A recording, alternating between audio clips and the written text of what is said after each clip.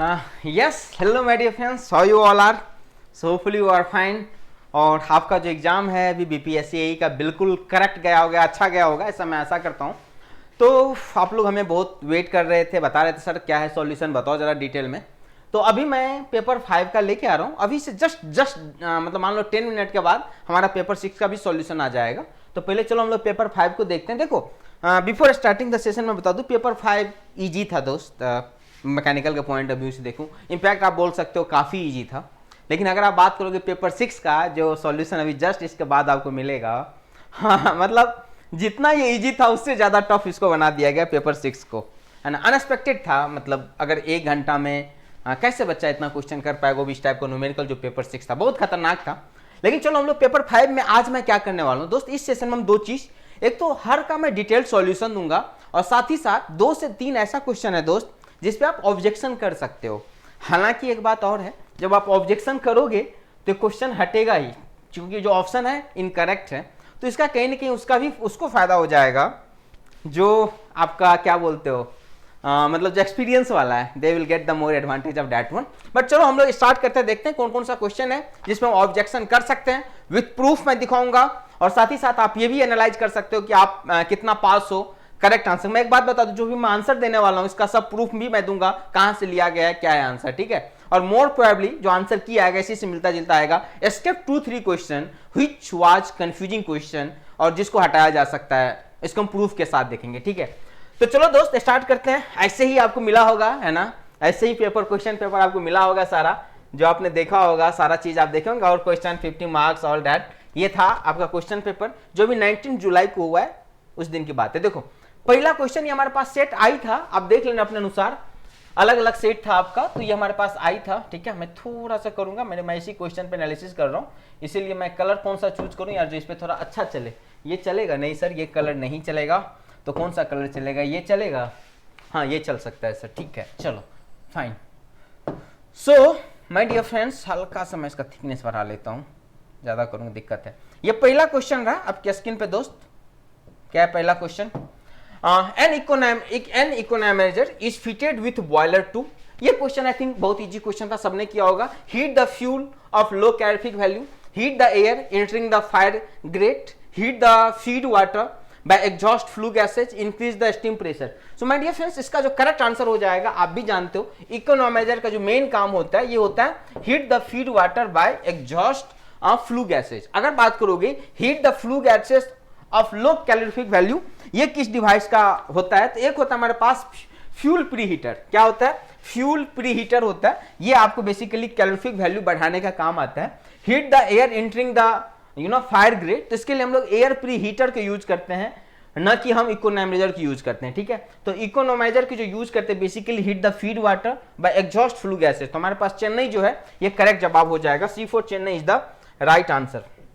अगला आ जाओ, यहां पे देखो नेक्स्ट क्वेश्चन है, इन रेसिप्रोकेटिंग एयर कंप्रेसर, समझ लो रेसिप्रोकेटिंग जो एयर कंप्रेसर है, the method of controlling the quality of air delivered is done by blow off control, throttle control, clearance control और D all of the above. उन्होंने गलत answer लगाया, इसका correct answer हो जाएगा D for Delhi, all of the above. यहां पे मुझे बताओ ये ब्लो ऑफ कंट्रोल क्या होता है माय डियर फ्रेंड्स। अगर आप बात करोगे ब्लो ऑफ कंट्रोल, बेसिकली इसका काम होता है जब कभी भी एक्सेस एयर आ गया, बॉयलर की बात करो या सॉरी बॉयलर नहीं, या कंप्रेसर की बात करता हूं, तो जब एक्सेस एयर हो जाएगा, प्रेशर एक्सेस हो जाएगा, तो ये ब्लो ऑफ कंट्रोल क्या करता है, इसको रिमूव करने का काम करता है।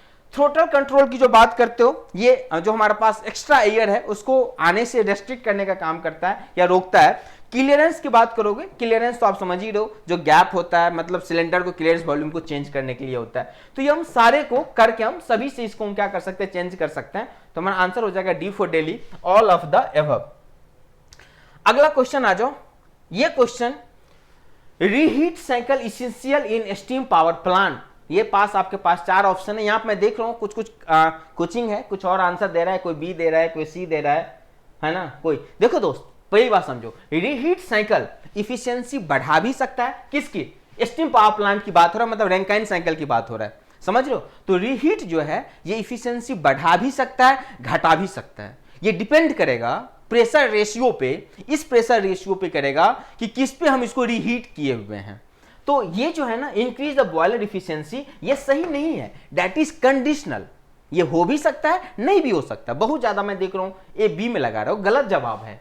Heat the feed water on it's on, ये फर्जी जवाब है। अब देखो कुछ मैं देखा रहा हूं बच्चे या कुछ कोचिंग भी ऑप्शन चेन्नई को दिया हुआ है। My dear friends, option Chennai भी रॉन्ग है। इसका करेक्ट आंसर क्या होगा? डी होगा, utilise the heat of flue gases. आपको याद होगा जो हम रीहीटर की बात करते हैं, जो रीहीटर होता था वो तुम्हें पता है मल्टी स्टेज टरबाइन हो जाएगा। एक में आपने किया एक एक्सपेंशन, फिर इसको हम जो फ्लू गैसेस था जो बर्बाद होने वाला था वहां पे रीहीटर लगा के यूज करते हैं और पुनः हम दूसरे टरबाइन में पाते हैं जिसको हम लो प्रेशर टरबाइन बोलते हो। तो इसका करेक्ट आंसर हो जाएगा डी फॉर दिल्ली, न कि चेन्नई, न कि बंबई। क्योंकि कहीं कहीं आंसर मैं देख रहा हूँ बंबई बता रहा है, कोई चेन्नई बता रहा है, हालांकि एप्पल कोई नहीं बता रहा है। सो करेक्ट आंसर हो जाएगा my difference D for Delhi, utilise the heat of flue gases. इससे हमारा टरबाइन का वर्क तो बढ़ता है लेकिन इफिशिएंसी बढ़ेगा ऐसा कोई जरूरी नहीं है। So my dear friends, D for Delhi the right answer. ये भी मुझे बताना था, कहीं कि मैं देखा था गलत आंसर बताया जा रहा है इसका। So I think let's clear that one. अगला क्वेश्चन है my dear friends, heat transfer from the higher temperature lower temperature takes place according to. ये तो मैकेनिकल इंजीनियर का कोई बच्चा गलत नहीं किया होगा, ये भी गलत नहीं किया माय डियर फ्रेंड्स, है ना। सेकेंड लॉ ऑफ थर्मोडायनामिक्स यही तुम्हें बताता है, इसको डायरेक्शन लॉ भी बोलते हैं।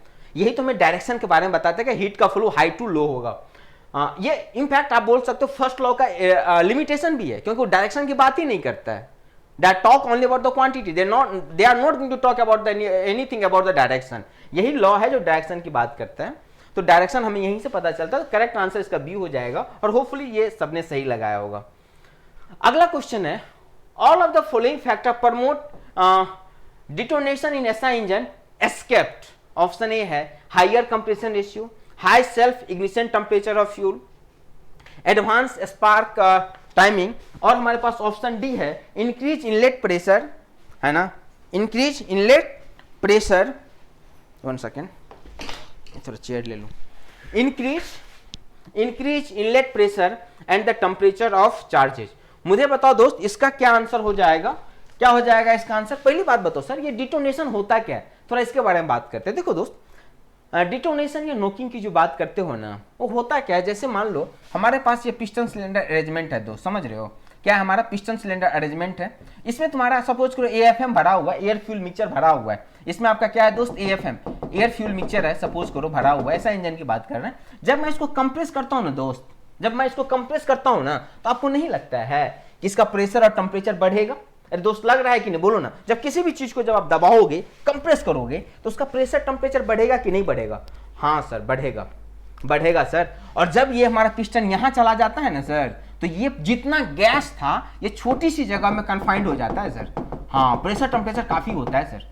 यहाँ पे हमने एक स्पार्क प्लग लगा रखे होते हैं सर, ये स्पार्क प्लग से स्पार्क होता है और इसमें आग लगता है सर। और आग जब लगता है तो ये बहुत कम टाइम में आग लग जाएगा, बहुत कम टाइम में आग लगेगा। जब बहुत कम टाइम में आग लगेगा तो आप बोलते हो कांस्टेंट वॉल्यूम हीट एडिशन, क्योंकि उस दौरान ये पिस्टन लगभग रुका रहेगा, एग्जैक्टली लगभग रुका रहेगा।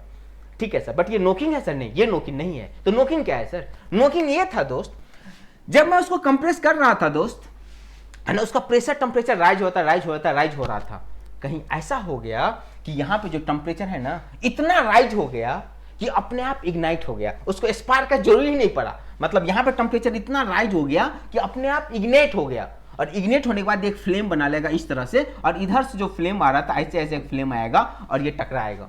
तो ये सेल्फ अपने आप इग्नेट हो जा रहा है ना, यही कहलाता है डिटोनेशन। ये अच्छी बात नहीं है दोस्त, खराब बात है, बुरी बात है। क्यों सर? अगर ये नहीं होता, अब देखो ये जब ऐसे ऐसे जाएगा तो ये जो फ्लेम आ रहा था उसको ये रोकने का काम करेगा कि नहीं करेगा? इससे हमारा एफिशिएंसी क्या हो जाएगा? कम हो जाएगा, वर्क आउटपुट कम हो जाएगा। एक ना ये एक वेव भी जनरेट करेगा, जो एक मतलब साउंड निकलेगा, नॉकिंग की तरह एक साउंड निकलेगा। इसलिए इसको क्या बोलते हैं हम लोग? डिटोनेशन या नॉकिंग भी बोल देते हैं इसीलिए। ठीक है, तो अब आंसर है सर, एक बात बताओ इसका आंसर क्या होगा? हाई कंप्रेशन रेशियो, अच्छा, high self ignition temperature of fuel, all of following factor promote detonation. अच्छा, एस्केप ये बोल रहा है किसको छोड़ के? अच्छा बताओ, जब हाई इग्निशन टेम्परेचर होगा दोस्त, तो हो सकता है इतना टेम्परेचर यहां पहुंचे ही ना, हो सकता है इतना टेम्परेचर यहां नहीं पहुंचे। जब इतना टेम्परेचर नहीं पहुंचेगा तो डिटोनेशन नहीं होगा। तो आंसर क्या हो जाएगा? B for Bombay. कहां भाग गया? B for Bombay is the right answer. अब समझो दोस्त, हायर कंप्रेशन रेशियो होता तो सर, हायर कंप्रेशन रेशियो का क्या मतलब? मतलब पिस्टन सिलेंडर बड़ा है सर, तो अगर जब बड़ा होगा ना सर, तो इसको जितना हम दूर तक ले जाएंगे ना सर, उतना टेम्परेचर बढ़ेगा और हो सकता है टेम्परेचर इतना हो जाए कि अपने आप सेल्फ इग्नाइट हो जाए सर। तो मतलब सर अगर मैं हाई कंप्रेशन रेशियो की बात करूंगा तो ये कहीं ना कहीं डिटोनेशन को क्या करेगा दोस्त, प्रमोट करेगा, रिड्यूस करेगा, प्रमोट करेगा सर, सपोर्ट करेगा sir, right sir. Spark timing, चलो increase the inlet pressure and temperature. ओहो सर, यहां से अगर ज्यादा गर्म हवा आएगा ना सर, तो ऑलरेडी हवा गर्म है और जब इसको हम कंप्रेस करेंगे तो टेम्परेचर तो और राइज हो जाएगा सर, और जब टेम्परेचर और राइज हो जाएगा सर तो हो सकता है ये अपने आप जल्दी इग्नाइट हो जाए सर, और जल्दी इग्नाइट होगा तो डिटोनेशन होगा सर, इफिशिएंसी खराब हो जाएगा सर, वर्क डन खराब हो जाएगा सर, गाड़ी की माइलेज कम हो जाएगी सर। हाँ बात तो सही है सर। तो ये भी प्रमोट करता है बाबू, समझ रहे हो। तो आप ए सी डी ये सब प्रमोट करता है। यहां पे क्वेश्चन था कौन प्रमोट नहीं कर रहा है, तो आंसर हो जाएगा B for Mumbai is the right answer. अगला क्वेश्चन पे आ जाओ। The thermal conductivity is expressed as watt per metre, but गलत है ये, वाट ये सब है, वाट पर मीटर केल्विन होता है दोस्त। फोरियर लॉ समझते हो ना, क्यू इक्वल टू जो लगाते हो हमारे पास माइनस के D T upon D x, यहाँ पर मैं नहीं कर रहा है ना, माइनस के A D T upon D x, just put the value and ये आ जाएगा आपके पास वाट पर मीटर केल्विन। ये होता है वाट पर मीटर स्क्वायर केल्विन जो होता है ना दोस्त, ये एच का होता है, हीट ट्रांसफर कोफिशिएंट होता है ना, इसका ये होता है वाट पर मीटर स्क्वायर केल्विन। तो आपको याद रखना वाट मीटर केल्विन हो जाएगा, ये डी हमारा करेक्ट आंसर है, और hopefully most of the student has given the right answer of that question. अगला क्वेश्चन आ जाओ। Sir which of the following bend will cause maximum head loss, 60 degree, 90 degree, you know you bend और 30 bend. देखो my dear friends, इस question में अगर option में सी नहीं होता तब आंसर बी सही था, लेकिन फिलहाल आंसर चेन्नई सही हो जाएगा। बच्चा बोलेगा सर चेन्नई कैसे सही है सर, चेन्नई ऐसा सही है दोस्त, हमारे पास समझो कैसे कैसे बेंड हो रहा है सर। एक है ना 60 डिग्री बेंड, मतलब ये हमारा पाइप है और ये कुछ ऐसे बेंड हो गया सर, ये जो एंगल बना रहा है सर ये 60 डिग्री बना रहा है। एक है 90 डिग्री सर, मैं थोड़ा ऊपर बना दूं, मेरे पास जगह का कम है दोस्त, बाद में मिटा दूंगा, ठीक है। एक 90 डिग्री है सर, ये पाइप हमारा कुछ ऐसे चला गया सर, ये 90 डिग्री बना रहा है सर, हाँ। और एक है यू बेंड, मतलब सर देखो होगा क्या, जब ये पानी जाएगा ना सर इसके अंदर, ऐसे ऐसे पानी जाएगा तो ये इससे टकराएगा, नहीं टकराएगा सर, बिल्कुल टकराएगा। तो यहाँ पे लॉस होगा कि नहीं होगा सर, बिल्कुल होगा सर, बिल्कुल होगा सर। अलग बात है ये मेजर लॉस होगा सर, बट लॉस होगा सर, वेलोसिटी चेंज होगा, डायरेक्शन चेंज हो रहा है, तो लॉस होगा सर, माइनर लॉस कहलाएगा। फिशन का जो लॉस होता है इसको मैं मेजर लॉस बोलती हूँ, यहाँ भी होगा सर। यहाँ पे तो और ज्यादा लॉस होगा सर, ये तो सीधा टकरा रहा है सर, तो यहाँ पे तो और ज्यादा लॉस होगा सर। हाँ बिल्कुल सही बात है, मतलब 90 में 60 से ज्यादा है। लेकिन दोस्त आप भूलो नहीं, क्वेश्चन में यू भी दिया हुआ है, यू कैसे होगा सर, यू होगा हमारा दोस्त, ऐसा कुछ होगा। अरे सर यू कैसे होगा, यू बाबू ऐसा कुछ होगा, हाँ सर ऐसा ही होगा ना सर। देखो जब पानी आ रहा होगा ऐसे ऐसे है ना, तो यहाँ पे टकराएगा, एक बार टकराया यहाँ लॉस हुआ, फिर जब ये जाएगा तो फिर यहां टकराएगा, हाँ सर। तो यहां पे कितना बार टकरा रहा है, 2 बार टकरा रहा है ना। तो लॉस किसमें ज्यादा होगा, यहां पर जब आ रहा होगा तो यहां पे भी टकराएगा, इसके बाद जब ये ऐसे जा रहा होगा तो यहां से फिर टकराएगा, फिर ये ऊपर जाएगा। तो ज्यादातर कोलिजन कहां पे इन्वॉल्व होगा सर, यू में होगा, इसीलिए यहां पे जो हेड लॉस मैक्सिमम होगा वो यू बेंड में होगा, ना कि 90 डिग्री में होगा। हाँ अगर ऑप्शन में यू नहीं होता दोस्त तब हम बी के साथ जाते, फिलहाल आंसर चेन्नई हो जाएगा। Okay sir, fine. Come to the next question. Which of the following unit increase the work ratio in the gas turbine? Okay, work ratio. Sir अच्छा बच्चे ने सही लिखा है, उन्होंने सही लिखा है। वर्क रेशियो क्या होता है बाबू, W net upon W turbine. क्या होता है बाबू, W net, work net upon W of turbine. Work net क्या होगा sir, WT minus WC upon WC, यही बोलते हो ना, है ना, WT माइनस WC अपॉन, यही बोलेंगे ना दोस्त, वर्क नेट अपॉन, हाँ सर यही होगा हमारे पास। अब जरा सोचने वाली बात है, इसका क्या करेक्ट आंसर है सर, 1 2 3 हमें दे रखा है। सर एक बात बताओ, क्या रीजनरेशन करने से हमारा W टर्बाइन या W कंप्रेसर में फर्क पड़ता है? नहीं बाबू, रीजनरेशन करने से न तो हमारा W टर्बाइन में फर्क पड़ता है, न तो हमें कंप्रेसर वर्क में फर्क पड़ता है, और न ही हमारे पास क्या नाम है वर्क रेशियो में फर्क पड़ता है। कैसे सर बाबू, यहाँ पे देखो गैस टर्बाइन की बात करते हो ना, मैं थोड़ा सा आपको बता देता हूँ हल्का सा, ताकि आपको चीजें पता रहे, है ना। ऐसे करके बनाते हो, आपको याद होगा ऐसा करके, है ना। ये मान लो 1 2 3 4 है ना, यहाँ का टेम्परेचर, ये टर्बाइन से जो निकल रहा है टेम्परेचर T4 है। तो तुम रीजनरेशन क्या करते हो, ये जो कुछ पार्ट जो हीट लॉस हो रहा था उसको मैं यहाँ पे यूज कर रहा हूँ, यही कर रहे हो ना। तो इससे आपका एफिशिएंसी इनहेंस हो रहा है। वर्क ऑफ टर्बाइन और वर्क ऑफ कंप्रेसर पर कोई फर्क नहीं पड़ रहा है सर। इसका मतलब वर्क रेशियो जो है कोई चेंज नहीं आएगा सर। मतलब सर रीजनरेटर नहीं होगा सर, रीजनरेटर नहीं होगा तो 1BCD नहीं होगा सर, क्योंकि तीनों में 1 1 दिया हुआ है सर। तो हमारा करेक्ट आंसर हो जाएगा ए फॉर एप्पल, और ये लड़का बिल्कुल करेक्ट आंसर लगाया है, एक करेक्ट जवाब है। सर एक बात बताओ, इंटरकूलर से क्या होगा? बाबू इंटरकूलर लगाते हो तो क्या होता है सर, ये जो कंप्रेसर का वर्क है ना कम हो जाता है सर। अगर कंप्रेसर वर्क कम हो जाएगा ना सर तो हमारा वर्क रेशियो बढ़ जाएगा sir. Right sir. Sir reheater से क्या होता है? रीहीटर अभी मैं बताऊं, कभी भी रीहीट होगा तो मल्टीपल टरबाइन होगा, ठंडा हुआ फिर गर्म किए फिर हुआ फिर हम किए, तो रीहीटर से हमारा डब्ल्यू टरबाइन बढ़ जाएगा, और डब्ल्यू टरबाइन बढ़ेगा तो वर्क रेशियो हमारा बढ़ जाएगा, मतलब चेंज हो जाएगा। तो करेक्ट आंसर है हमारे पास A for apple is the right answer. Come to the next question, question number 9th। A venturimeter used to measure, ये तो कोई भी मैकेनिकल इंजीनियर्स हो सिविल हो लगा ही सकता है। क्या करता है दोस्त, क्या करता है फटाफट बताओ, है ना? डिस्चार्ज मेजर करने का काम करता है सर। डिस्चार्ज को हम फ्लो रेट बोलते हैं, वॉल्यूम फ्लो रेट बोलते हैं, सब एक ही बात है। तो यहाँ पे हम बात करेंगे, आंसर हो जाएगा A for apple is the right answer. तो ये हमारा क्वेश्चन नंबर 9 था। Now come to the question number 10th, है ना? The pulverized fuel fired large power boiler that heat transfer from the burning of fuel to the wall of the furnace take place. Convection only, by convection and conduction, predominantly by radiation and by conduction only. तो इसका answer हो जाएगा radiation. दोस्त देखो मैं आपको बताया हूँ दुनिया में हर जगह रेडिएशन होता है, आपकी बॉडी से, हमारे बॉडी से, मार्कर से, बोर्ड से, दुनिया में ऐसा कोई बॉडी है ही नहीं दोस्त जहां पे रेडिएशन नहीं हो रहा है। क्या बात कर रहे हो सर? हाँ दुनिया में हर बॉडी से हो रहा है, तो सर इसीलिए रेडिएशन हुआ? नहीं बाबू, अगर आपको याद होगा रेडिएशन में हीट ट्रांसफर जो देते हो सिग्मा टी के पावर 4 देते हो। यहाँ पे सिग्मा जो बोल्ट्जमैन कांस्टेंट होता है इसका वैल्यू कितना होता है बाबू? 6.67 10 टू द पावर -8। अरे बाबा -8। हाँ सर, छोटा क्वांटिटी है कि बड़ा? सर बहुत छोटू क्वांटिटी है सर, बहुत छोटू क्वांटिटी है। और सर एक बात जानते हो, जब किसी भी चीज को बहुत छोटू क्वांटिटी से गुना करते हो तो ओवरऑल चीजें बहुत छोटी हो जाता है सर। हाँ बात तो सही है। मतलब सर अगर टेम्परेचर कम होगा ना सर, रेडिएशन तो होगा बट ये इनसिग्निफिकेंट होगा, हीट ट्रांसफर रेडिएशन होगा जरूर। प्रीवोस्ट ने बोला था कि दुनिया में कोई भी बॉडी है जिसका टेम्परेचर 0 केल्विन से अबव है वहां पे रेडिएशन होगा ही होगा। तो सर यहां भी होगा, लेकिन सर चूंकि यहां पे टेम्परेचर अगर कम होगा ना सर तो ये देखते हो 6.67 ये इतना छोटा क्वांटिटी है कि ओवरऑल क्वांटिटी कम हो जाएगा। इसीलिए दोस्त रेडिएशन तभी ऑब्जर्व होता है जब टेम्परेचर ज्यादा होता है। तो याद रखोगे जब फर्नेस की यहां बात हो रहा है ना, heat transfer burning of fuel wall, furnace की बात हो रहा है, टेम्परेचर काफी हाई होगा सर, टेम्परेचर काफी हाई होगा सर, तो वहां पे सिर्फ और सिर्फ रेडिएशन रिस्पॉन्सिबल है सर। तो करेक्ट आंसर हो जाएगा हमारे पास C for Chennai is the right answer. ठीक है, वैसे रेडिएशन हर जगह होता है लेकिन सिग्निफिकेंट तभी होता है जब टेम्परेचर हाई होता है, क्योंकि आपको पता होगा सिग्मा के कारण ओवरऑल क्वांटिटी बहुत छोटू हो जाएगा, तो इसको मैं निग्लेक्ट कर देता हूं। क्लियर है? Fine, good. Come to the next question. अगला क्वेश्चन है हमारे पास question number 12। Which of the following is not a positive displacement type of compressor? Screw type compressor, rotor blower, vane type compressor और none of these.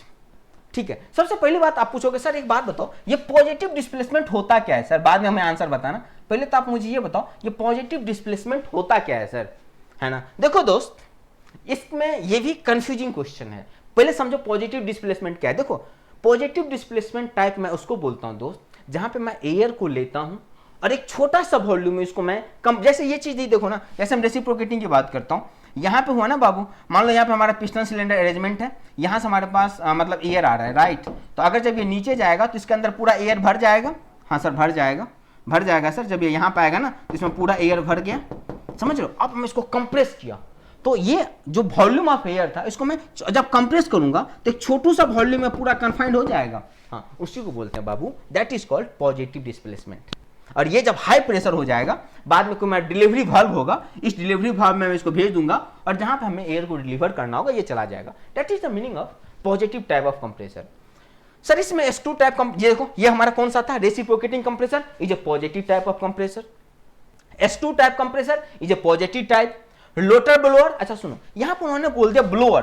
Babu blower और compressor अलग अलग चीज होती है, समझ रहे हो? ब्लोअर, हालांकि चूंकि ब्लोअर में भी ये काम होता है तो मैं इसको मान लेता हूं, लेकिन कहीं कहीं ये गलत भी ऑप्शन दिया हुआ है, तो फिलहाल मैं इसलिए ही मान लेता हूं ब्लोअर को, क्योंकि ये भी हमारा प्रेशर को राइज करने का काम करता है। तो ठीक है इसको भी मैं मान लेता हूं, बट ये कंफ्यूजिंग है, इसको कंप्रेसर देना चाहिए था, it will be more better. When type compressor, it is also a positive type of compressor. तो इसका करेक्ट आंसर हो जाएगा none of these. So D for Delhi जो हमारा इसका करेक्ट आंसर हो जाएगा। Which of the following is not, not कौन नहीं है, तो सभी है, मतलब डी हो जाएगा हमारा। लेकिन एक बार फिर से बता दूं, जो ब्लोअर लेकर थोड़ा सा यहाँ पे कंफ्यूजिंग होगा, अदरवाइज ये भी आ जाता। तो फिलहाल हम डी के साथ चलेंगे, कंफ्यूजिंग में नहीं होना चाहिए इसमें आपको। अगला क्वेश्चन आ जाओ, in which of the following process not involve in Rankine cycle. अच्छा, ये बच्चा ने सही बनाया, ये देख लो, ये 1 2 3 4, आप देखो 4 से 1 आइसोथर्मल प्रोसेस है ना, 1 से 2 आप समझ ही रहे हो, जो आप बोलते कंप्रेशन हो रहा है ना, 2 से 3 कांस्टेंट प्रेशर हीट एडिशन है, 2 से 3। तो सर यहाँ पे आइसोबारिक मतलब कांस्टेंट प्रेशर, तो ये तो नहीं होगा। एडियाबैटिक ऐसा हम कंप्रेशन की बात करते, ये भी नहीं होगा। आइसोथर्मल ये है सर, तो ये भी नहीं होगा। तो क्या हो जाएगा, आइसोकोरिक हो जाएगा। मतलब आइसोकोरिक जो है हमारे पास, ये इन्वॉल्व आपका यहां पे नहीं होता है, समझ रहे हो।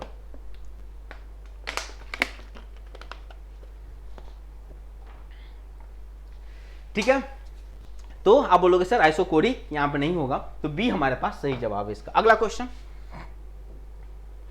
यह क्वेश्चन आपका हीट ट्रांसफर से लिया गया है। क्वेश्चन है the thermal resistance of A heat conduction. अच्छा मैं बता दूं, बने रहना, इसके जस्ट बाद पेपर 6 का भी सॉल्यूशन हम डिस्कस करेंगे, और वहां पे 4-5 क्वेश्चन है जो पक्का ही रिजेक्ट करना पड़ेगा उसको, और देखेंगे कौन सा क्वेश्चन, उस पर आप चैलेंज कर सकते हो।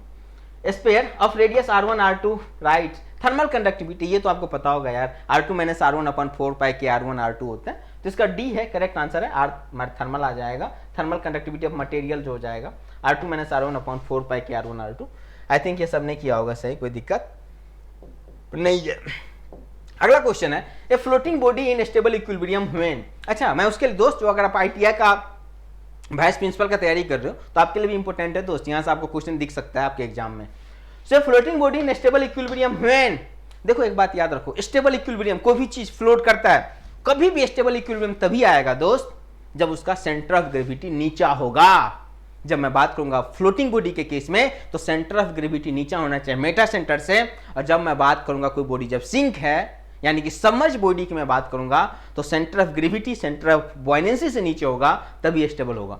दोस्त कुछ एग्जांपल्स मैं बताऊं, आप बात करो एरोप्लेन, एरोप्लेन जो है दोस्त हवा में सबमर्ज्ड है या फ्लोट कर रहा है, ऑब्वियस बात है सबमर्ज्ड है, एक बात याद रखो। इसलिए जब कभी आप हवाई जहाज में जाते हो ना, तो आप देखेंगे आपका जो लगेज होता है ना, उसको नीचे में रखा जाता है। कहाँ, नीचे, मतलब जो आपका केबिन बैग है ऊपर, बट आपका जो लगेज होता है 15 kg 20 kg, उसको एरोप्लेन के नीचे वाला पार्ट में रखा जाता है। क्यों, ताकि सेंटर ऑफ ग्रेविटी नीचा रहे, समझ लो। तो कोई भी चीज जब तुम चाहते हो स्टेबल रहे, तो उसके लिए सेंटर ऑफ ग्रेविटी को नीचा होना पड़ेगा। यहाँ पे चूंकि फ्लोटिंग की बात हो रहा है, तो मेटा सेंटर से नीचा होना चाहिए, तो करेक्ट आंसर हमारे पास ए हो जाएगा, the Meta centre is above the centre of gravity, मतलब सेंटर ऑफ ग्रेविटी नीचे होता है। मैं बच्चों को कभी कभी बताया भी हूँ, आप याद रखना, कौवा का पेट, कौवा देखे हो ना, कौवा का पेट नीचे होता है कि ऊपर होता है, सर नीचे होता है, मतलब सेंटर ऑफ ग्रेविटी कौवा का नीचे होता है ना, इसलिए स्टेबल इक्विलिब्रियम होता है। हवा का झोंका भी आता है ना, तो इसको सीधा कर देता है। चलो अच्छी बात है, और कभी क्लास में बात करेंगे, बहुत सारी इस पे है डिस्कशन। तो फिलहाल हमारे पास आंसर हो जाएगा ए फॉर एप्पल। 15 नंबर हो गया हमारे पास। चलो कम टाइम है आपके पास, मैं फटाफट बता दूं मेन चीजें। आज अगला question, which of the following pairs of material use moderator nuclear, आपके सिलेबस में लिखा हुआ था nuclear reactor, nuclear power plant, वहां से क्वेश्चन लिया गया।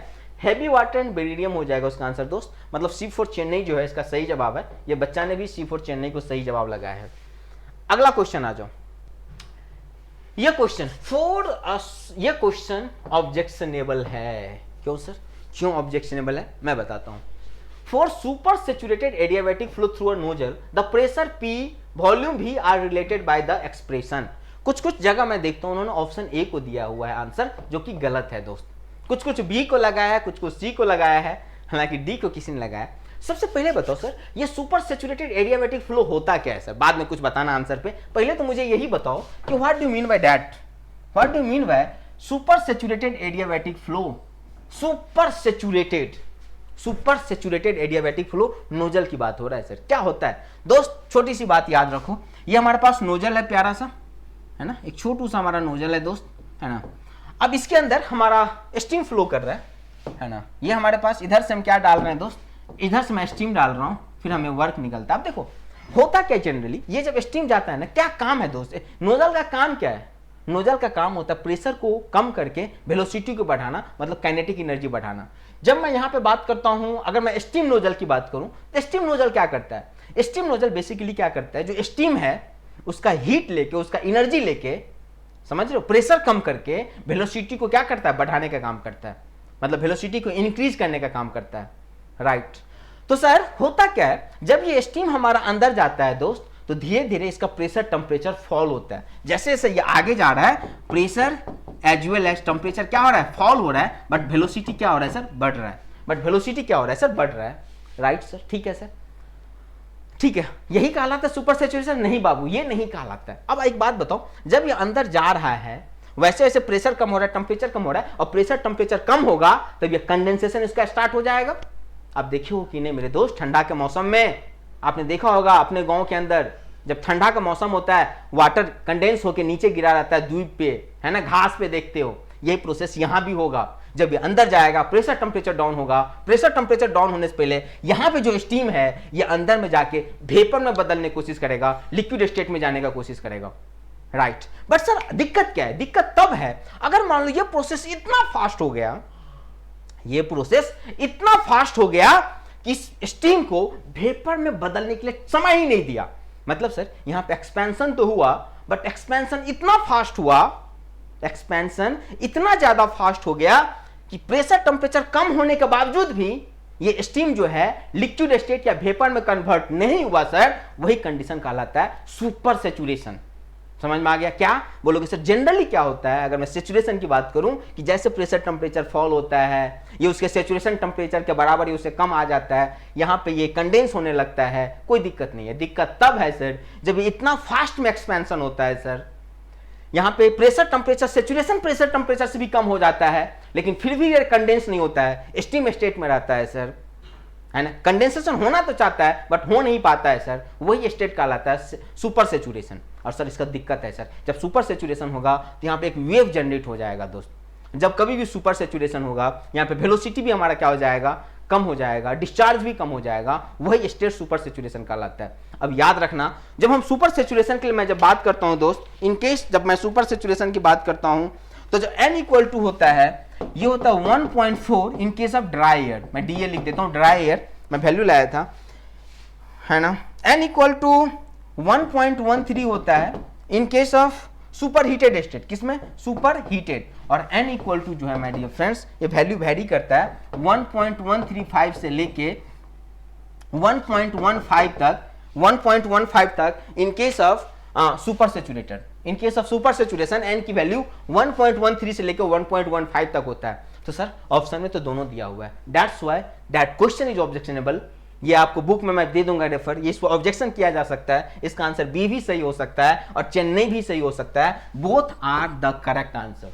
यहाँ पे डी ऑप्शन, एक क्वेश्चन में एक मिनट डी दे रखा है नन ऑफ दीज, अगर डी ऑप्शन यहाँ पे नन ऑफ दीज होता तो फिर ठीक था, तो फिर बच्चे को ये बोल सकता था आयोग कि डी है ऑप्शन में, लेकिन चूंकि यहाँ पे बी और सी दोनों करेक्ट आंसर है दोस्त, बोथ कैन बी, ऐसा कुछ नहीं है, दोनों करेक्ट आंसर हो सकता है। The value is going to be rise in between that. तो कोई ये लगाया है कोई ये लगाया है, दोनों सही हो। अगर जब ऑब्जेक्शन आएगा विल डू दैट, ओके। तो बी और सी दोनों सही है। अगर यहाँ पे डी नन हो जाता मान लो, तो फिर हम सोचते कुछ, या ऑल मोर देन वन हो जाता, कुछ ऐसे हो जाता, फिर कुछ सोचा जा सकता था। फिलहाल ये क्वेश्चन ऑब्जेक्शन में है दोस्त, तो याद रखोगे, ठीक है। क्वेश्चन नंबर 17 इसका ए नहीं होगा दोस्त, ए नहीं होगा। ए जो होता है ना ये सुपर हीटेड में होता है, ना कि सुपर सैचुरेटेड में होता है। कुछ कुछ जगह मैं देखो ए बताया है that is for only for super क्या saturated, not for super heated, only for super heated not for super saturated, right. Fine sir, good. Come to the next question. What is the next question? In case of reaction steam turbine, there is enthalpy. Okay, ये तो easy question था, hopefully सभी ने, ये बच्चा ने भी सही किया है। There is enthalpy drop only in fixed blade? No, that is you know Pelton turbine, या जो बात करते हो impulse turbine की बात करते हो, Pelton ने impulse बोल लो, Pelton तो यहाँ पे नहीं बात करेंगे, वो तो हमारा बात hydraulics की बात करेंगे, यहाँ पे impulse turbine. There is enthalpy drop both in fixed and moving blade. Yes my dear friends, B for Mumbai is the right answer. 18 का आंसर B for Mumbai जो है हमारा करेक्ट आंसर है, उन्होंने भी सही आंसर लगाया है। अगला क्वेश्चन है, the efficiency of a Carnot cycle may be equal to which of the following cycle running between the same temperature limit. So my dear friends, पहली बात समझो, यहाँ पे एक वर्ड है मे बी, अगर मे बी की जगह मस्ट भी होता तब इसका आंसर हो जाता डी। मे बी की जगह मस्ट भी होता तब आंसर डी हो जाता, क्योंकि आपको पता है कार्नाट थ्योरम बोलता है किसी भी गिवन टेम्परेचर लिमिट में सबसे ज्यादा मैक्सिमम टेम्परेचर हमारे रिवर्सिबल का होगा। अब बात है सर इसमें रिवर्सिबल कौन सा है, my dear friends, may be की है। तो जो स्टिर्लिंग साइकिल होता है ना, that could be considered as, हम इसको मानते हैं कि हमारे पास कैसा है, ये इसको रिवर्सिबल होता है, मानते क्या है, होता भी है, तो हमारा इसके बराबर हम मान सकते हैं। ठीक है, स्टिर्लिंग साइकिल लमसम वैसा ही होता है जैसे आपका ऑटो साइकिल होता है, तो हमारे पास आंसर हो जाएगा इसका बी हो जाएगा। बट अगर यहाँ पे मस्ट होता तब डी होता, तो फिलहाल डी नहीं होगा, हमारा आंसर हो जाएगा इसका बी। ये बात आपको याद रखना है। अगला क्वेश्चन है आपके पास, अगला क्वेश्चन है इन हीट एक्सचेंजर, ये फिर से आपका एचएमटी का क्वेश्चन है, हीट ट्रांसफर बोलो, मास ट्रांसफर तुम लोग नहीं पढ़ते, मैकेनिकल हीट ट्रांसफर का क्वेश्चन है। Hot liquid enters at temperature of 180-60, उन्होंने सही बनाया, एंड लीव्स एट क्या है, liquid enter at temperature 180 and leaves at 160, right. The cooling enter at 30 degree and leaves at 1110, the capacity ratio of the heat exchanger, right. Capacity ratio आपसे पूछा जा रहा है, तो कैपेसिटी रेशियो के लिए आप क्या करोगे माय डियर फ्रेंड्स, यहां पे आप यूज करोगे, सिंपल बात बोलोगे सर, अगर मैं बात करूं Q of hot is equal to क्या होगा, Q ऑफ कोल्ड, है ना। Q हॉट क्या होता है, MC, है ना। तो यहां पे मैं लिखूंगा CH और टेम्परेचर हो जाएगा 180 - 160, है ना, इक्वल टू CC समझ रहे हो ना, CC दवा पीने वाला नहीं, ऐसे बिहार में CC बंद है ना, अलग बात है, चलो इससे बात नहीं करेंगे, हम पॉलिटिकल बात से दूर रहना चाहते हैं अपने लोग। तो 110 - 30, सर यहां से अपने को निकालना है कैपेसिटी, जो हमारे पास सुनो ये होता है मिनिमम मैक्सिमम टेम्परेचर, तो यहां से निकाल लो, हमारे पास बेसिकली चाहिए CH/CC, तो हो जाएगा कितना यार, 80, सॉरी हमको चाहिए CC/ क्या चाहिए, CH, तो यहां से निकाल लो, अगर CC/CH हो जाएगा तो 20/80, राइट, तो 1/4 मतलब 0.25, तो हमारे पास D for daily right answer हो जाएगा, 0.25 हो जाएगा। और इजी क्वेश्चन था, आई थिंक कोई ऐसा टफ नहीं था, कर सकते थे आप, बस आपको पता होना चाहिए था।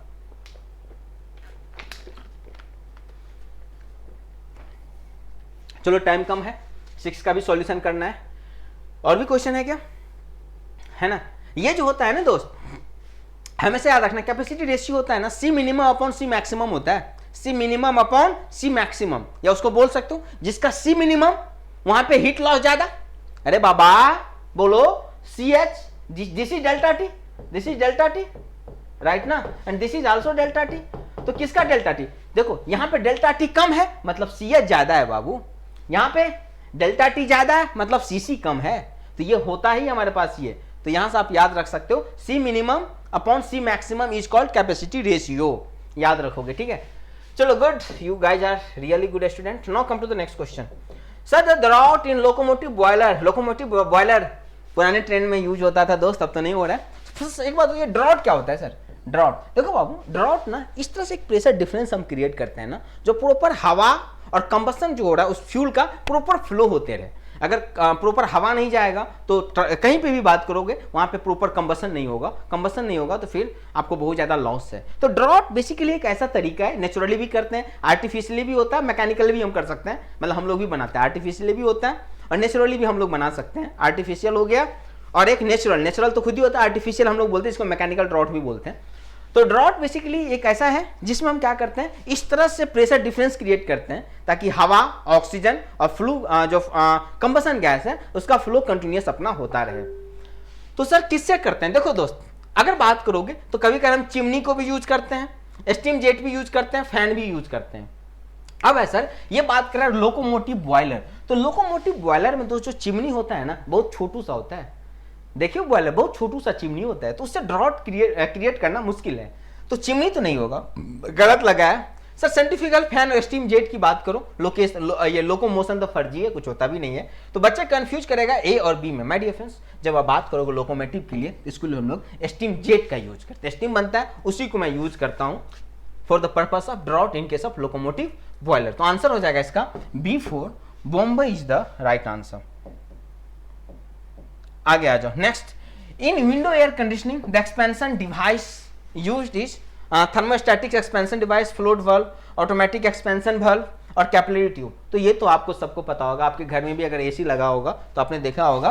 तो ये हमारे पास क्या होता है बाबू, कैपिलरी ट्यूब होता है। वो बेसिकली दो चीज होता है ना, mass flow rate of control भी यही करता है, कितना जैसे आप टेम्परेचर कम करते हो ना रिमोट का, तो उसको क्या करना होता है, यही होता है कैपिलरी ट्यूब यानी कि एक्सपेंशन डिवाइस ही ये कंट्रोल करता है। अगर तुमने टेम्परेचर कम किया तो मतलब रेफ्रिजरेंट ज्यादा भेजना है, तो यही कंट्रोल करता है। कभी आपने टेम्परेचर बढ़ा के चीज 30 कर दिया तो रूम से कम हीट लेना है, मतलब कम रेफ्रिजरेंट को फ्लो कराना है, तभी तो कम हीट लेगा। अगर रेफ्रिजरेंट ज्यादा आएगा तो रूम से ज्यादा हीट लेगा, क्योंकि इसको फेज चेंज करना होता है, राइट। तो ये भी वही चीज कंट्रोल करता है। फिलहाल चलो ये बाद की बात है, कभी क्लास में आएंगे तो डिस्कस करेंगे। कैपिलरी हो जाएगा हमारे पास आंसर, ठीक है। The critical pressure ratio of the maximum discharge through the nozzle is given bye, अगर मैं इस क्वेश्चन की बात करूं, क्वेश्चन नंबर 23, तो इसका जो आंसर हो जाएगा आई थिंक डी हो जाएगा। ये डायरेक्ट क्वेश्चन ये हो जाएगा डी, 2/n+1 2/n+n-1/n, और ये 2/n+1 n-1, हाँ डी ज्यादा करेक्ट है, डी हो जाएगा। Through the nozzle is given bye 2/n+1 के पावर n/n-1, तो करेक्ट आंसर जो जाएगा D for Delhi is the right answer. अगला क्वेश्चन आ जाओ, which of the following is intensive property. ये तो मैकेनिकल का कोई बच्चा गलत नहीं किया होगा, टेम्परेचर है ना जो मास से इंडिपेंडेंट होता है, बोलते हो ना, तो that is called is what, intensive property, independent of mass, independent is called extensive, right. तो ये सब एक्सटेंसिव प्रॉपर्टी है, राइट, और ये जो तुम्हारा इंटेंसिव है। तो आई थिंक ये सबने लगाया होगा, ए फॉर एप्पल है, तो कोई दिक्कत नहीं है। अगला क्वेश्चन है, the comfort air conditioning use in industrial air conditioning differ in relation to equipment use, indoor requirement, environmental condition, process adopted. देखो माय डियर फ्रेंड्स, इस क्वेश्चन की जो बात करोगे ना, in that question B and C both could be the answer, both could be. Indoor requirement भी हो जाएगा, environmental condition, both could be the right answer. Now the question is that sir, since it is MCQ question, I have to go only with one option, so which one I have to adopt, indoor requirement और environmental condition. देखो my dear friends, basically environmental condition की बात करोगे तो मतलब उतनी ज्यादा change नहीं हो रहा, मशीन है, तो यहाँ पे जो इक्विपमेंट यूज होगा वो ज्यादा डिफरेंट करेगा rather than the environmental condition. तो ज्यादा करेक्ट आंसर हम बी बोलेंगे। हालांकि अगर सी लगाए तो ये भी वो गलत नहीं है, मतलब ठीक ही माना जाएगा, लेकिन ज्यादा करेक्ट आंसर बी के साथ ही करेंगे, इंडोर रिक्वायरमेंट। देखो अब ये बीपीएससी इतना क्लोज ऑप्शन दिया भी है ना, मतलब आप क्या ही बताऊं, BPSC is called unexpected exam, right, बहुत क्लोज आंसर है। ऑब्जेक्शन करना चाहो आप कर सकते हो, हालांकि ज्यादा प्रेफर आप करोगे, ज्यादातर आंसर उन्होंने इंडोर रिक्वायरमेंट दे रखा है, but somewhere if you find the some answer over the internet, they are going to be give the answer C for Chennai. But I think environmental condition, indoor requirement is one of the, you can say the environmental condition is one of the subset of indoor requirement, right? This is the subset, that's why I am going to prefer the B for Bombay, and that will be the more correct answer, right? Come to the next question. Steam turbine is governed by the following method, nozzle control, throttle, bypass, governing all of the above. हाँ, ये जो तुम throat करते हो ना, pressure compounding या velocity compounding, ये सब हम इसके लिए ऑल ऑफ द अबव हो जाएगा। तो इसका जो डी फॉर दिल्ली है वो करेक्ट आंसर है। In the flow through the nozzle, the Mach number more than unity. देखो दोस्त, मैं आपको पढ़ाया ही था क्लास में भी और अभी भी फिर से बताता हूं, है ना, ऐसे करके। ये थ्रोट है तुम्हारा, यहाँ पे ना मैक नंबर लेस देन 1 होता है, थ्रोट पे मैक नंबर 1 होता है और मोर देन 1 होता है डाइवर्जेंट पार्ट में। देखो अगर आप आईटीआई कर रहे हो तो याद रखो, आईटीआई वाइस प्रिंसिपल का सॉल्यूशन में ये क्वेश्चन आया हुआ था, उन्होंने सिर्फ पूछा था डाइवर्जेंट पार्ट में मैक नंबर की वैल्यू कितनी होगी, 1 से ज्यादा होगी, बट इस बार उन्होंने क्वेश्चन पूछा है ओके इसी तरह का क्वेश्चन है, लैंग्वेज चेंज किया है। In the flow of nozzle the Mach number is more than unity, it will be in the divergent section. तो आने वाला टाइम आपसे ये भी पूछा जा सकता है कि सोनिक फ्लो कहां पे होता है, तो आप बोलोगे सर थ्रोट पे होता है। सबसोनिक फ्लो कहां होता है, तो सर ये जो कन्वर्जेंट वाला पार्ट होता है उसमें होता है। ऐसे करके क्वेश्चन आ सकता है आपसे, समझ रहे हो, तो आपको आंसर करना है, राइट। चलो गुड। अगला क्वेश्चन है आपके स्क्रीन पे, for the same maximum pressure and temperature of auto cycle and dual cycle क्या हो जाएगा सेम। ये तो क्लास में बहुत बार करवाया हूं बच्चों, आपको याद होगा, मेरे पास जगह है ना। ये बच्चे ने इसका कुछ ऐसा करेंगे हम लोग, देखो ऐसा करके ना, अगर हम पहले क्या करते हैं, कांस्टेंट प्रेशर ही बना लेते हैं, ये हो गया, राइट। चलो ऐसा करके यहाँ कर देता हूँ। तो ये तुम्हें प्रेशर सेम रखना है ना, प्रेशर तुम्हें सेम रखना है, तो ये तुम्हारे पास डीजल साइकिल हो गया। अगर हमें ऑटो करना है तो कुछ यहीं से करना पड़ेगा, सीधा रखो, कांस्टेंट वॉल्यूम करना है बाबू तो सीधा रखो, इतना भी घटिया फिगर मत बनाओ राजीव, फिर बच्चे कंफ्यूज करेगा जो नहीं होना चाहिए, राइट, ऐसे करके हो जाएगा। चलो ठीक है ना, तो बात करें 1 2 3 4, 1 2 3 4 तुम्हारे पास हो गया डीजल, 1 2 डाइस है ना, 3 4 प्रेशर सेम है दोस्त, है ना, मैक्सिमम टेम्परेचर। तो यहाँ पे मुझे बताओ यहाँ पे क्या सेम है सर, ये हीट रिजेक्शन सेम है दोनों साइकिल में, कॉमन है sir, heat rejection is common for both the cycle, right, so heat rejection will be the same, so C for Chennai is the right answer. Question number 29, अब देखो क्या ही पूछा है ना, 29 का जो आंसर हो जाएगा, अच्छा ये मेरे अटेंशन में आया था क्वेश्चन, कुछ बच्चे ने भेजा था कि सर इसका आंसर होगा सी फॉर चेन्नई, लेकिन एक बात जानते हो उन्होंने यहाँ पे जो ऑप्शन दिया है ना, मैं जूम करूं क्या, देखो जरा जूम करूं, दिख रहा है गामा अपॉन गामा माइनस, -1 नहीं दिया, माइनस के बाद उन्होंने कोमा लगा दिया यार, तो ऑब्जेक्शनेबल है, राइट, बट यहाँ पे ऑप्शन नन ऑफ दीज भी है ना, तो अगर नन ऑफ दीज होगा माय डियर फ्रेंड्स तो डी हो जाएगा। बाद में कि ये मैं समझ रहा हूँ दोस्त, ये आयोग बोलेगा मतलब ये मिस्टेक है, एरर है, तो हम आंसर सी ही ज्यादा सही है, डी का क्या ही मतलब, ये मिसप्रिंट है, बच्चा समझ सकता है, माइनस के बाद 1 थोड़ा सा मिस्टेक हुआ है क्वेश्चन प्रिंट का, सो ऑब्जेक्शन तो क्या ही करोगे, बोल देगा that is just an you know क्या बोल सकते हैं इसको, एरर, राइटिंग एरर है, यू नो टाइपिंग एरर है लिटिल बिट, तो ठीक है, बट आयोग इतनी बड़ी चीज है, इसको देखना चाहिए था, so C for Chennai is the right answer. बाद में कि यहाँ पे ये चीज आपने मेरे अटेंशन में दिया था, है ना सर, एक्चुअली होता है gamma upon gamma -1, right, gamma upon gamma -1 ये होना चाहिए था सर, बट उन्होंने गामा माइनस देके छोड़ा है, सो हो सकता है बच्चों को कंफ्यूज भी किया होगा एग्जाम में, तो आयोग को इस पे सोचना चाहिए, ध्यान देना चाहिए।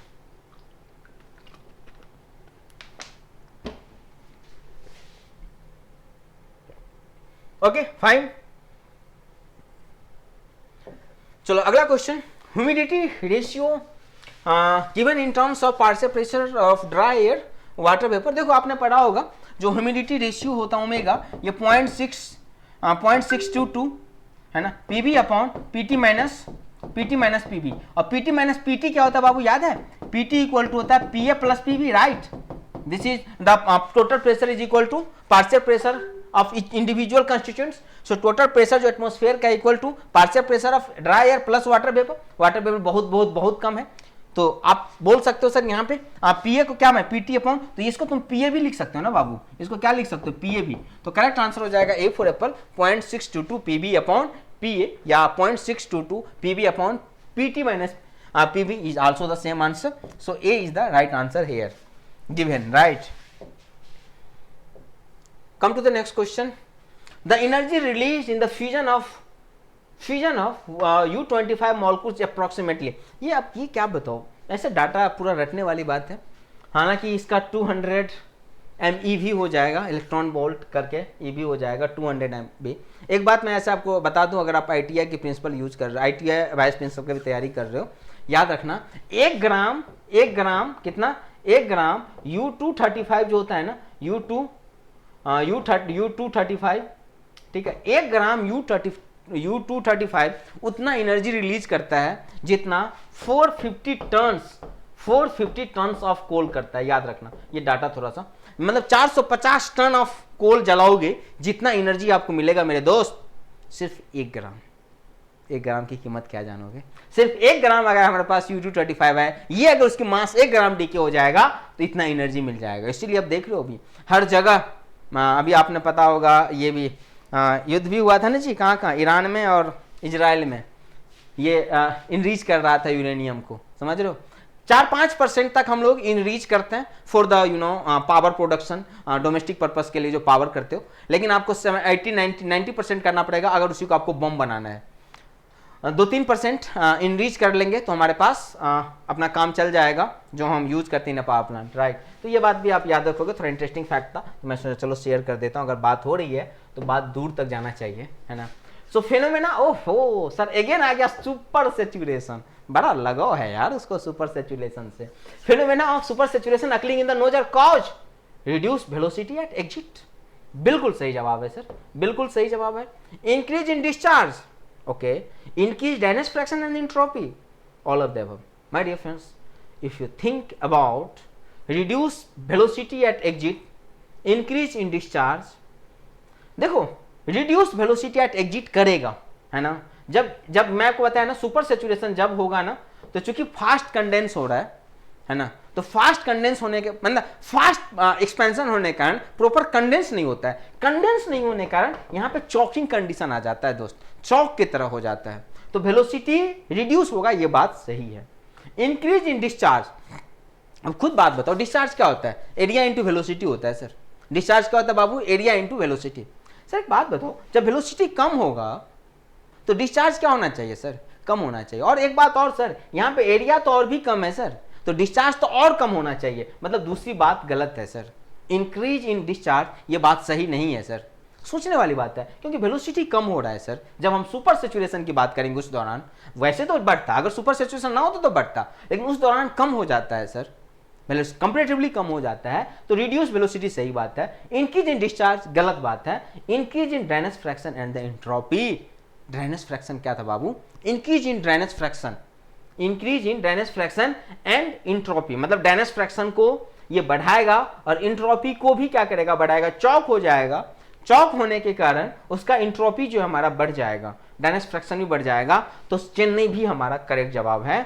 सो अब ऑप्शन है ऑल ऑफ द अबव। अब मैं किस में लगाऊं बताओ, both are correct, apple and Chennai both are correct my dear friends.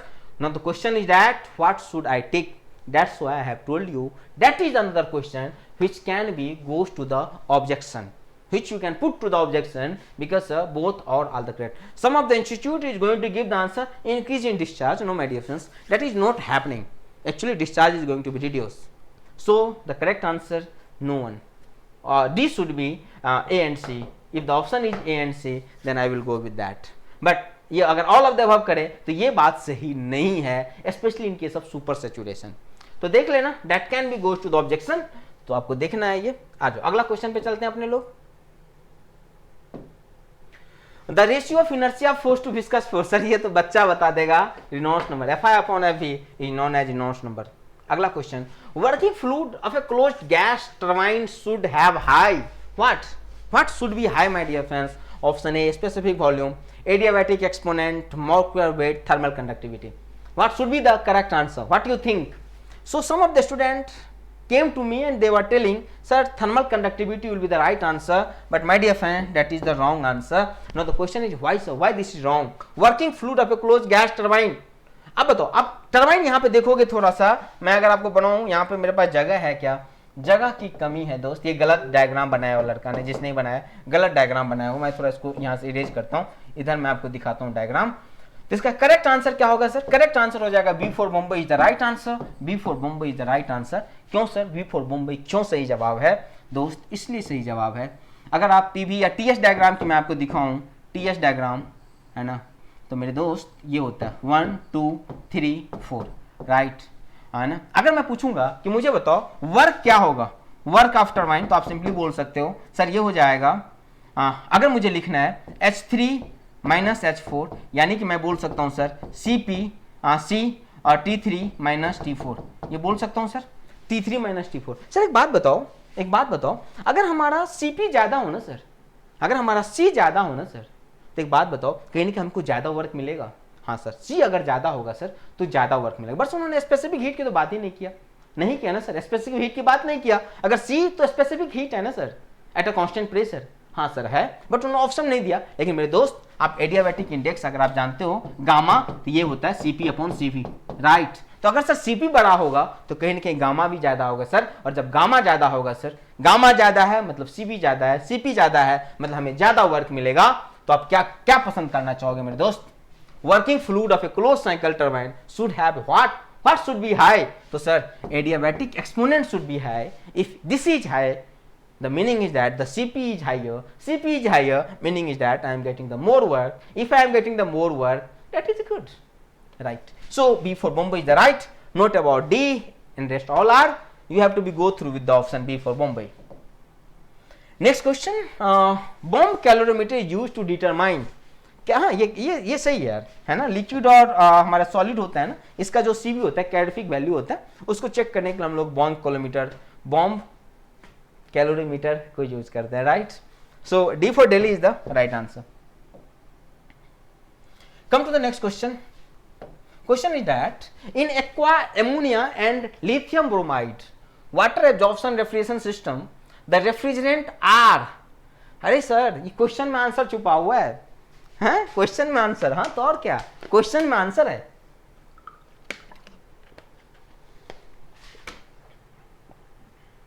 मैंने आपका ज्यादा टाइम नहीं लिया ना, 47 मिनट हो गया, चलो और 10 मिनट जाएगा। सर एक बात बताओ कैसे सर, यहां पे देखो लिखा हुआ है वाटर एब्जॉर्प्शन रेफ्रिज, मतलब वाटर एब्जॉर्प्शन है सर। अच्छा एक्वा अम्योनिया में कौन है वाटर, लिथियम ब्रोमाइड में भी कौन है मतलब एब्जॉर्बेंट, जो एब्जॉर्बेंट है रेफ्रिजरेंट नहीं तो वाटर, तो रेस्ट क्या बच जाएगा हमारे पास, है ना। Okay in aqua ammonia lithium bromide water absorption refrigeration system the refrigerant are respectively, जिसमें हो जाएगा अमोनिया एंड वाटर। आंसर में नहीं ठीका हुआ है, मैंने ध्यान नहीं दिया, ammonia and water. Aqua ammonia में अमोनिया आपका रेफ्रिजरेंट होता है, समझ रहे हो, और पानी जो होता है आपका एब्जॉर्बेंट का काम करता है। This is called vapour absorption refrigeration system, आपने पढ़ा होगा। एक तो वेपर कंप्रेशन, एक होता है वेपर एब्जॉर्प्शन। वेपर एब्जॉर्प्शन में आपने इसको पढ़ा होगा। और लिथियम ब्रोमाइड में जो होगा हमारे पास water will be the refrigerant and rest are absorbent. तो करेक्ट आंसर हो जाएगा C4 चेन्नई। अगला question, which of the following turbine is the most efficient for a part load. देखो यहाँ पे जब कोई पार्ट लोड की बात होगा ना, तो पार्ट लोड में सबसे बेस्ट टर्बाइन हमारा कैप्लन टर्बाइन होगा। पार्ट लोड के लिए सबसे बेस्ट टर्बाइन हमेशा कैप्लन टर्बाइन होता है। तो अदर टर्बाइन में भी हम देखें तो बच्चे ने यहाँ टिक लगाया था, थोड़ा आप देख लेना इस चीज को, गलत नहीं करना है। नेक्स्ट है identify the aspect in increase in which promote the tendency of knocking in CI engine. Promote the tendency, okay, identify the aspect and increase in promote the tendency of knocking, okay, कौन सा knocking की tendency को promote करेगा? Inlet air temperature, inlet air temperature, coolant water temperature, rate of fuel consumption, compression ratio. Identify the aspect and increase in which promote the tendency of knocking in CI engine, right? तो इसका जो more precise answer हो जाएगा my dear friends, हो जाएगा inlet air temperature. देख लेना एक बार ए, क्यों, क्योंकि सर अगर इनलेट एयर टेम्परेचर ज्यादा होगा सर तो नॉकिंग का टेंडेंसी ज्यादा हो जाएगा sir. So more precise answer will be A for apple is inlet air temperature, right. Just 1 minute, yes inlet air temperature is more precise, answer is there, right। तो ये चीज देख लेना थोड़ा, इसमें आपको नहीं करना है confuse. Next question, stage efficiency and diagram efficiency. हाँ ठीक है, stage efficiency equal to diagram into nozzle efficiency होता है। ये steam power plant steam turbine से क्वेश्चन लिया गया था और आराम से आप बता सकते थे, राइट। नेक्स्ट क्वेश्चन अच्छा कुछ क्वेश्चन छूट गया क्या? A Bell Coleman is reverse, ये ठीक है, Brayton cycle, Bell Coleman is reverse Brayton cycle, ये छूट गया था क्या, मैं ज्यादा जूम कर दिया हूं। So it is a reverse Brayton cycle. अगला, the shear stress distribution in a pipe is given by, तो ये क्वेश्चन ठीक है दोस्त, tau equal to minus del P upon del X R upon 2। Shear stress का जो variation होता है पाइप में वो लीनियर होता है इसमें with respect to radius, if you talk about especially in case of laminar flow. So tau equal to minus del p upon del x into r upon 2 in a pipe flow, but इससे ज्यादा और precise बोलना चाहिए था इसको, in a laminar, not in the turbulent, it is not happening in the turbulent। Student में gets confuse, sir किसकी बात कर रहे हो? उन्होंने तो बोला ठीक है अकॉर्डिंग टू ऑप्शन मुझे लग रहा है ये पूरा लेमिनार की बात कर रहा है, but that must be precise, that must be mention in the question, otherwise student होगा confusing. The shear stress distribution of pipe flow, which type of pipe flow यार, लेमिनार टर्बुलेंट बताओ। वैसे दुनिया में लेमिनार फ्लो तो बहुत कम exist करता है सर, पाइप फ्लो जितना होता है सब टर्बुलेंट ही होता है। बताओ कोई भी पाइप फ्लो आप देखो जो लेमिनार फ्लो ऐसा होता है जो फ्रीज हो जाता है, ठीक है, दैट शुड बी हियर, होना चाहिए था, नहीं दिया है। हम लोग तो इंजीनियर है, मान के आंसर लगा देंगे क्योंकि ऑप्शन में यही प्रेजेंट है। ऐसे एक बार बताऊं, जितना फ्लो होता है ना दोस्त, आप जिंदगी में जितना फ्लो देखे हो ना, आपने सभी टर्बुलेंट फ्लो देखा होगा, सभी के सभी फ्लो, आप जिंदगी में जितना फ्लो देखे हो मोस्टली आपने, मोस्टली मतलब मैं तो बोलूं सारा फ्लो आपने टर्बुलेंट देखा होगा। लेमिनार फ्लो जो होता है पूरा लगेगा फ्रीज है, फ्लो हो ही नहीं रहा है, इस तरह से होता है लेमिनार फ्लो। मैं तो क्या बच्चों को बोलता हूं कि क्वेश्चन में ना कुछ दिया हो तो बाय डिफॉल्ट टर्बुलेंट मान लो। चलो come to the next question, device in which small quantity of water can be formed to a higher level from available large quantity of water of low at. तो बाबू ये hydraulic RAM हो जाएगा हमारा, ठीक है, हाइड्रोलिक रैम हो जाएगा। ये क्वेश्चन आप जब मैं सॉल्यूशन किया था 2024 का, अगर आपने देखा होगा तो ये क्वेश्चन 2024 में भी आया हुआ है दोस्त, ये हाइड्रोलिक रैम, बट वहाँ पर न्यूमेरिकल था, है ना। अभी थोड़ा इस टाइप से पूछा गया, तो हाइड्रोलिक रैम आने वाले टाइम में भी इंपॉर्टेंट रहेगा। और आप अगर अदर एग्जाम की तैयारी करो, आईटीआई वाइस प्रिंसिपल टीचर्स वाला करोगे, अभी जो टीचर्स जो डिप्लोमा में, वहाँ पे भी इस टाइप का क्वेश्चन आएगा, इंपॉर्टेंट है। हमें लगता है प्यार हो गया बीपीएससी वाले को हाइड्रोलिक रैम से, बहुत अच्छा चीज़ है। तो B for Bombay is the right answer. फिलहाल ज़्यादा टाइम नहीं हम लेंगे आपका, कोई क्वेश्चन छूटा तो नहीं। अगला एक क्वेश्चन है सर हमारे पास, for rocket propulsion the propulsion efficiency is given by. जो रॉकेट प्रोपोर्शन की जब मैं बात करता हूँ, उसका जो इफिशियंसी दिया जाता है दोस्त, ये रटने वाली बात है, ये सीधा का सीधा रटने वाली बात है, ये आंसर हो जाएगा बी। लेकिन एक चीज जानते हो, यहाँ पे इसको ये चीज भी मेंशन करना चाहिए था दोस्त कि व्हाट इज सिग्मा, है ना, what is sigma, that must be mention, otherwise confusing होगा इस चीज में। बट ठीक है, हमारे पास आंसर हो जाएगा बी फॉर बॉम्बे हियर। अगला question, in a centrifugal pump cavitation is reduce by. Cavitation कैसे रिड्यूस करोगे दोस्त, तो इसका आंसर हो जाएगा रिड्यूसिंग द सक्शन हेड। आपने देखा होगा, अगर कभी आपने समरसिबल लगाया होगा, है ना, तो समरसिबल के लिए क्या करते हो, पहले डिगिंग करते हो, थोड़ा खोदते हो मिट्टी, फिर नीचे देते हो, क्यों, ताकि सक्शन हेड कम रहे बाबू। अगर सक्शन हेड ज़्यादा होगा ना, तो ज़्यादा प्रेशर डिफरेंस क्रिएट करना पड़ेगा आपको, और जब ज़्यादा प्रेशर डिफरेंस क्रिएट करना पड़ेगा बाबू, पानी आप ऐसे खींचते हो ना, है ना, ये आपके पास है इस टाइप से, है ना। अगर मान लो आप यहाँ से यहाँ पे पानी का लेवल है और ये हाइट ज़्यादा है, तो आपको यहाँ पे प्रेशर कम करना पड़ेगा, तभी तो प्रेशर हाई टू लो जाएगा। पानी को खींच नहीं सकते हो, ऐसे हम खींच नहीं सकते हैं, कभी पानी को खींच के नहीं पी सकते हो, प्रेशर डिफरेंस क्रिएट कराना पड़ेगा। मतलब यहाँ पे प्रेशर कम, यहाँ पे ज़्यादा। सर अगर ये बहुत नीचा होगा तो हमको बहुत ज़्यादा प्रेशर डिफरेंस, मतलब ये तो फिक्स है, यहाँ कम करना पड़ेगा, और जब यहाँ पे कम करेंगे ना तो कैविटेशन का डर है सर। तो इसीलिए मैं इस हाइट को कम कर दूं, मैं डिगिंग करके अगर अंदर लगा देता हूं, डिगिंग करके मिट्टी खोद के मैं और नीचे कर देता हूं, मतलब यहां पे मैं अपना पंप लगा देता हूं, तो हेड इतना ही बचा सर, तो यहां पे प्रेशर डिफरेंस कम क्रिएट करना पड़ेगा सर, तो कैविटेशन नहीं होगा sir, and that is called is what, suction head. तो रिड्यूसिंग द सक्शन हेड, मतलब C for Chennai is the right answer. The shear in the turbulent flow mainly due to mass transfer, heat transfer, momentum transfer, all of the above. Shear in the turbulent flow, shear in the turbulent flow is mainly due to momentum transfer will be the more precise answer. So C for Chennai is the right answer. In diesel engine the injector pressure, ये देखो कैसा question है, मतलब रटने वाली बात है ना। मैं जानता हूँ किसी ने नहीं पढ़ा होगा दोस्त, मैं ये बोलूँ मैं भी नहीं पढ़ा है, तो मुझे पता भी नहीं था इस टाइप का क्वेश्चन आएगा, अब थोड़ा पता चल रहा है। सो इन डीजल इंजन ये रटने वाली बात है दोस्त, ये वैल्यू होता है 17.5 से लेकर 25 mn पर मीटर। मैं भी जब क्वेश्चन देखा बुक में ढूंढा तब इस एग्जैक्टली ये तो वैल्यू नहीं था, उसी रेंज में आ रहा था, ठीक है ना। तो ये बी हो जाएगा, किसी बुक में सी भी था, एक जगह मैं नेट पे देखा तो सी भी था, बट रियली बताऊं तो ये वैल्यू बहुत कम बुक में मिलेगा आपको। तो चलो एक आध क्वेश्चन तो ऐसे एक्सपेक्ट कर सकते हो आयोग से आप, तो देख लेना। Come to the next question. अगला question, what is the state of refrigerant, है ना। मैं 1 घंटा के पास आ चुका हूँ, मेरा टारगेट था 1 घंटा में, आपको एग्जाम था, मैं भी 1 घंटा में कंप्लीट कर दूँ, हाँ, ताकि आपको ये ना लगे कि मास्टर बहुत टाइम ले लिया, राइट।